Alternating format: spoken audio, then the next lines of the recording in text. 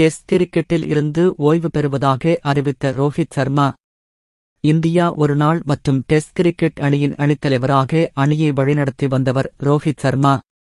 இந்திய கிரிக்கெட் அணி அடுத்த மாதம் இங்கிலாந்தில் சுற்றுப்பயணம் செய்து 5 டெஸ்ட் போட்டிகள் கொண்ட தொடரில் விளையாட உள்ளது. இந்த தொடரில் ரோஹித் சர்மாவை அணித்தலைவர் பொறுப்பில் இருந்து நீக்கிவிட்டு அவருக்கு பதிலாக புதிய அணித்தலைவரை பிசிசி நியமிக்க முடிவு செய்துள்ளதாக தகவல் வெளிவந்துள்ளது. இந்நிலையில் டெஸ்ட் கிரிக்கெட் போட்டியில் இருந்து ஓய்வு பெறுவதாக ரோஹித் சர்மா அறிவித்துள்ளார். ரோஹித் சர்மாவின் இந்த முடிவு ரசிகர்களிடையே அதிர்ச்சியை ஏற்படுத்தியுள்ளது. கடந்த T20 உலகக்கோப்பையை வென்ற பின் T20 கிரிக்கெட்டில் இருந்து ஓய்வு பெறுவதாக அறிவித்தார். ரோஹித் சர்மாவின் டயட் ரகசியம் இதுதான். ரோஹித் சர்மாவின் உணவுக் கட்டுப்பாடு மற்றும் உடற்பயிற்சிகள் குறித்து பார்க்கலாம். இந்திய ரசிகர்களால் ஹிட்மேன் என அழைக்கப்படுபவர் இந்திய கிரிக்கெட் அணியின் அணித்தலைவர் ரோஹித் சர்மா.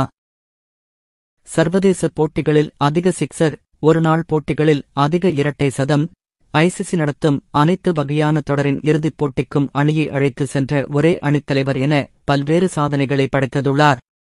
இந்நிலையில் ரோஹித் சர்மா தனது உடல்நிலையை பிட்டாக வைத்துக் கொள்ள கடைப்பிடிக்கும் உணவு கட்டுப்பாடு மற்றும் உடற்பயிற்சிகள் குறித்து இந்த பதிவில் பார்க்கலாம். ஓட்ஸ் மற்றும் பாலை காலை உணவாக எடுத்துக்கொள்கிறார். ஓட்ஸ் பிடிக்காதவர்கள் முதலில் குறைந்த அளவு எடுத்துக்கொண்டு பின்னர் படிப்படியாக அதிகரிக்க வேண்டுமென அறிவுறுத்தியுள்ளார். 30 நிமிட சைக்கிள் பயிற்சியுடன் தனது காலை உடற்பயிற்சியை தொடங்குகிறார். காலையில் உடற்பயிற்சியை முடித்த பின்னர் புரோட்டீன் ஷேக் எடுத்துக்கொள்கிறார். இதேபோல் அதிகாலையில் எழுந்து இரவு 8 மணிக்கு முன் இரவு உணவை முடித்து விரைவாக தூங்கும் பழக்கமுடையவர்.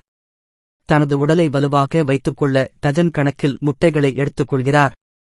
ஒரே நேரத்தில் 25 முட்டைகளை சாப்பிட்டுள்ளாராம்.